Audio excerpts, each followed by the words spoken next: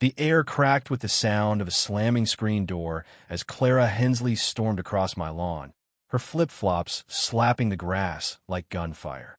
She was a hurricane in a floral bathrobe, hair twisted in neon curlers, brandishing a wooden spoon like it was the scepter of some suburban empire. "You're trespassing, Jack," she shrieked, her voice sharp enough to slice through the morning quiet. "I've called the sheriff, and they're coming for you." I froze, garden hose in hand, water dribbling onto my boots as I stared at her. My tulips, half-watered, swayed in the breeze, oblivious to the chaos. Trespassing? On my own damn property? I'd only been retired for 3 weeks, and already my dream of a peaceful life in this sleepy corner of nowhere was unraveling. I'd bought this slice of heaven-a-weathered cabin perched on a pine-draped hill in a town so small it barely registered on a map for one reason: solitude. 32 years in the Marines had taught me how to defuse a bomb with a paperclip and how to spot trouble before it knocked. I thought I'd left the latter behind when I traded my uniform for flannel and a fishing rod. The plan was simple: fix the cabin, build a greenhouse, fish the creek, and nap through the afternoons. No conflict, no chaos, no Clara. But Clara Hensley, self-appointed queen of the Willow Creek Homeowners Association, had other ideas. I met her on my second day, unloading cedar planks for a new porch. She'd marched up, clipboard in hand, her pinched face radiating the kind of authority that comes from too many committee meetings. "Clara Hensley, HOA president," she announced, thrusting a binder at me thicker than a field manual. "These are the rules. We maintain standards here." I started to explain that my property wasn't part of the HOA, but she cut me off, muttering about disputed zones before stomping away. That was my first clue. Clara didn't just enforce rules, she invented them. Over the next week, she was everywhere. While I mowed my lawn, she'd linger across the road, pretending to prune her azaleas, but glaring like a hawk. When I installed a motion sensor light by my shed, I caught her skulking near my property line at dusk, measuring my grass with a ruler. One night, I lit a small bonfire to burn some brush, and she drove by 4 times, finally yelling, "That's a fire hazard," from her SUV. It was just twigs, for God's sake. I tried to be civil. I brought her a jar of my homemade blackberry jam. She accepted it with a smirk, then lectured me on sugar being a silent killer. When a storm scattered her trash cans, I gathered them up. She responded with a typed note accusing me of tampering with private property. I stopped trying after that. The real trouble started when I decided to put up a wire fence to keep deer from my vegetable patch. Nothing fancy, just posts and mesh along the edge where my land met hers.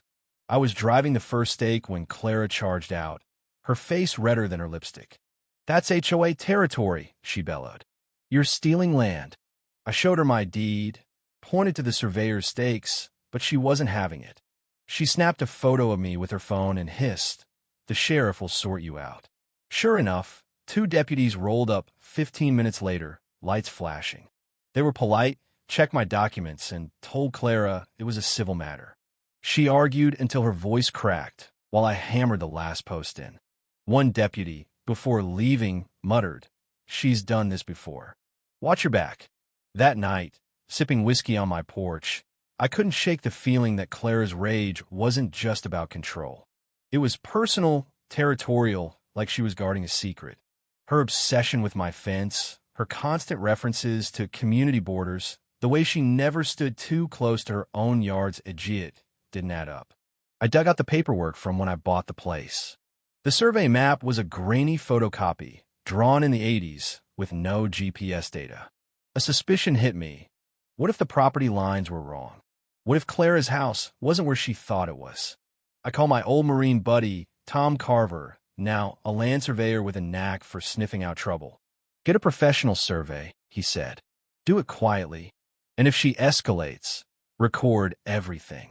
I nodded into the phone, already planning. The next few days, I kept my head down, waving at Clara's glares like they were friendly hellos. She trimmed her hedges with a vengeance, hung a private property sign in glittery silver letters, and watched me through her blinds. I smiled, but inside, I was loading the cannon. Tom's survey crew arrived when Clara was out, armed with drones, lasers, and enough tech to map a moon landing. They worked fast, fueled by my coffee and donuts. When they showed me the results, I nearly dropped my mug. Clara's house, her garage, her prized rose trellis, even part of her kitchen was 6 feet over my property line. I owned a chunk of her world, and she didn't know it. Tom grinned. This is going to be a hell of a show. I didn't confront her. Not yet. I hired a lawyer, Ellen Marquez, a former JAG officer who chewed through land disputes like a tank through barbed wire. She reviewed the survey, my deed, and the drone footage, then let out a low whistle. This isn't just encroachment, she said. If she knew and still harassed you, that's malice. We're talking damages. She laid out the strategy. Send a formal notice of encroachment, demand she either buy the land or remove her structures, and prepare for court if she refused. I liked her style. The notice was delivered by a courier in a crisp uniform. I was printing my tomatoes when Clara opened her door, took the envelope, and froze. Her face went from smug to ashen as she read. Then she slammed the door so hard her wind chimes crashed to the porch. For 3 days, silence. No glares, no notes. I thought she might back down. Then I woke to find my mailbox spray-painted with thief in neon orange. My trail cam caught her at 2 a.m., pankin in hand, hoodie pulled low. I saved the footage. Clara didn't stop there. She filed a complaint with animal control, claiming my dog, Rusty Lab, so lazy he barely chases squirrels, had lunged at her while she weeded her garden. The officers who showed up took one look at Rusty, snoring on his bed, and laughed. I showed them the cam footage proving Clara was on her phone, nowhere near my yard, at the time of the attack. They left shaking their heads. Ellen filed the encroachment claim with the county and notified the HOA, dropping a bombshell. Clara's own emails, uncovered during discovery, showed she'd known about the property line issue 2 years before I moved in. One email to the HOA board read, "Blur the line. No one checks rural plots." She'd built her garage over my land anyway. The HOA imploded. 2 board members resigned, and the rest issued a statement disowning Clara. Her reign as president ended overnight. Then she showed up at my door, no clipboard, just a trembling letter offering to buy the 6-foot strip for pennies. Her voice cracked as she begged, saying the lawsuit was ruining her life. Her husband was leaving. Neighbors shunned her. Kids called her line stealer. I told her the offer was insulting and to come back with something real or see me in court. She left, tears streaking her mascara. The courtroom was a circus, packed with locals clutching coffee cups like they were a prize fight. Clara walked in, overdressed in a navy suit, her lawyer juggling papers like a man drowning in quicksand. Ellen, cool as steel, presented the survey, drone footage, and Clara's damning emails.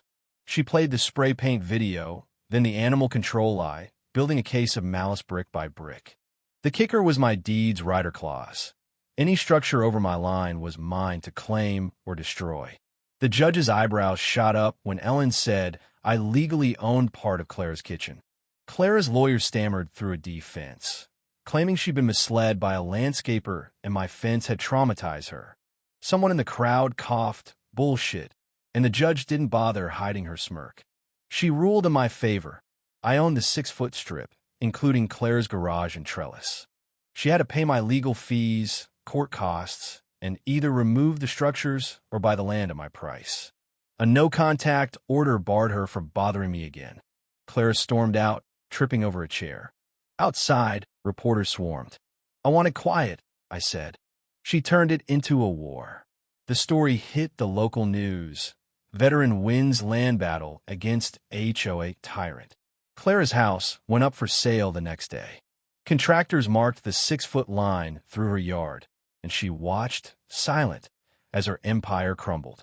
Her husband left. The sign faded. I built a low stone wall along the line, with a plaque, "Boundary line. Respect it." Kids called it Clara's folly. 3 months later, a U-Haul pulled into her driveway. A woman stepped out, Lila Grayson, a retired librarian with a warm smile and no patience for nonsense. She'd bought the house cheap, knowing its history. "Heard you took down the HOA dragon," she said, grinning. "We hit it off. She worked hard, ripping out Clara's trellis and filling the yard with wildflowers. One day, she suggested a shared garden on the disputed strip peppers, lavender, a bench for sunset beers. We built it together, erasing Clara's legacy with every shovelful. The neighborhood changed. People waved again. The HOA's remnants tried to recruit me for a new council. I sent their invite back with "Hell No" scrawled in red. Lila and I tended our garden, her wind chimes singing on the wall. One evening, as we sat with cold drinks, watching fireflies, she asked, "Think they'll try the HOA again?" I laughed. Lech, about a lawyer, a survey, and a hell of a story. Peace wasn't just mine, Anna Maria, it was ours. And no one, not even Clara, could take that away. If you were the one in this story, how would you react? Would you stand up and fight back, or accept the unreasonable pressure and control from the HOA? Share your thoughts in the comments below. And don't forget to subscribe, like, and share this video with more people. Your small action gives us the motivation to keep bringing you more intense and engaging stories. Thanks for watching, and we'll see you in the next video.